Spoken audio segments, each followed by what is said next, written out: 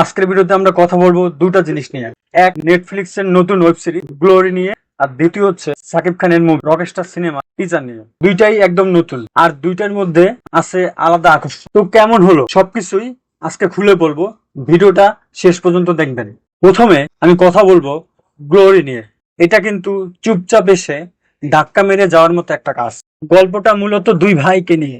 এই দুই ভাই আগে মারামারির জগতে ছিল, কিন্তু এখন সেই জীবন ছেড়ে দিয়েছে। তাদের বাসায় তাদের বাবার একটা স্বপ্ন আছে, সে চায় তার ছেলেরা বড় কিছু করুক। কিন্তু হঠাৎ তাদের বোন একটা ভয়ঙ্কর ঘটনার শিকার হয়। এরপর সবকিছু বদলে যায়। দুই ভাই আবার নিজের এলাকায় ফিরে আসে, আর তখনই শুরু হয় আসল ঝামেলা। শুরুটা শক্তিশালী এবং মাঝখানে কিন্তু রহস্য আর উত্তেজনা আছে। শেষটা কিন্তু খুবই চমৎকার। এই ওয়েব সিরিজের ভালো দিকগুলো হলো, গৌরীর গল্প কিন্তু দুর্দান্ত, তার পাশাপাশি অভিনয় কিন্তু সবাই ভালো কিন্তু করছে, আর এর শুরু এবং শেষ দুটোই কিন্তু খুবই শক্তিশালী। আর সিনেমাটোগ্রাফি কিন্তু খুবই কিন্তু বাস্তবসম্মত লাগে। আর তার পাশাপাশি এখানে কিন্তু খুব ভালো কিন্তু এই ওয়েব সিরিজের যে ইমোশনাল দিকটা, এটা কিন্তু খুবই ভালোভাবে ফুটিয়ে কিন্তু তুলতে পারছে। আর এই ওয়েব সিরিজের খারাপ দিকগুলো হলো, এখানে কিন্তু অনেক বেশি কিন্তু চরিত্র এবং কিছু কিছু জায়গা আছে কিন্তু কিছু ক্যারেক্টার আসে, আবার হঠাৎ করে কিন্তু কিছু ক্যারেক্টার আবার চলে যায়।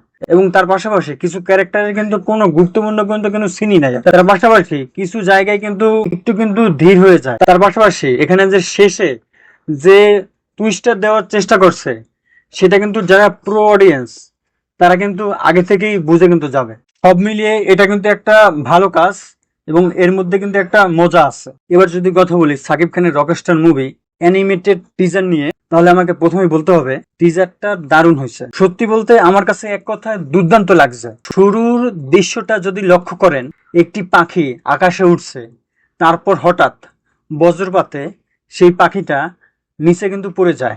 এই ছোট্ট দৃশ্যের মাধ্যমে কিন্তু বড় একটা ইঙ্গিত কিন্তু আছে। এটা আসলে জীবনের গল্প, উঠা আর হঠাৎ ভেঙে পড়ার গল্প। এরপর আমরা দেখি একটা ছেলে কাঁদতেছে, তার পাশে একটা মেয়ে শুয়ে আছে। এখান থেকেই বোঝা যায় এই গল্প কষ্ট আর হারানোর গল্প।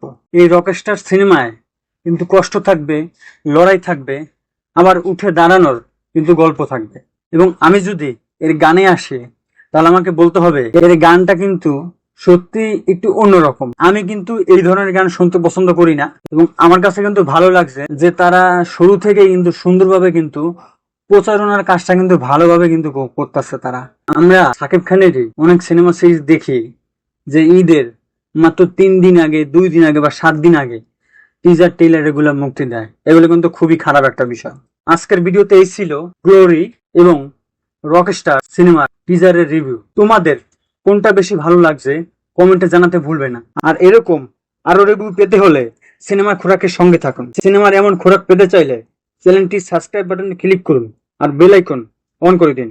ভালো থাকবেন, দেখা হবে পরের ভিডিওতে।